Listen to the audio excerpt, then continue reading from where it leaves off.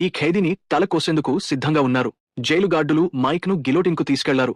ఈ సమయంలో కూడా మైక్ ముఖంలో ఎలాంటి భావన లేదు. అతని అసాధారణ ప్రవర్తనను చూసి జాన్ ఏదో తప్పు ఉందని గ్రహించాడు. అతను మైక్ ఇంట్లో కనుగొన్న వివిధ మానవ మాస్క్లను గుర్తుచేసుకుని అసౌకర్యంగా ఫీలయ్యాడు. అతను వెంటనే మరణశిక్షను ఆపడానికి ముందుకు వచ్చాడు. ముందు రోజు కోర్టులో మేరీ తన బుగ్గలపై ట్యాప్ చేస్తుంది. నిజానికి మైక్ కు మోర్స్ కోడ్ ను పంపుతోంది. ఖాళీగా చూస్తున్నట్లు కనిపించినా నిజానికి కళ్ళు ద్వారా మేరీకి సమాధానం ఇస్తున్నాడు. మేరీ ఒక పెన్ను తీసి మైక్ సందేశాన్ని రికార్డు చేసింది. వారి సంభాషణ ముగిసిన తర్వాత న్యాయమూర్తి మైక్ మరణశిక్షను ప్రకటించాడు. కాని మేరీ ఒక చిరునవ్వు చూపించింది. నిజానికి అతను మరియు మేరీ ఇప్పటికే ఒక పెద్ద ప్లాన్ను రూపొందించారు. మేరీ మైక్ ఇచ్చిన సమాచారాన్ని అనుసరించి 3వ వీధికి వెళ్లి 3వ బ్రిక్ ను నొక్కగానే గోడ ఒక రాతి ద్వారంగా మారింది. లోపల మైక్ యొక్క స్పోర్ట్స్ కారు దాచబడి ఉంది. ఆమె కారులో మైక్ రహస్య బేస్కు వెళ్ళింది.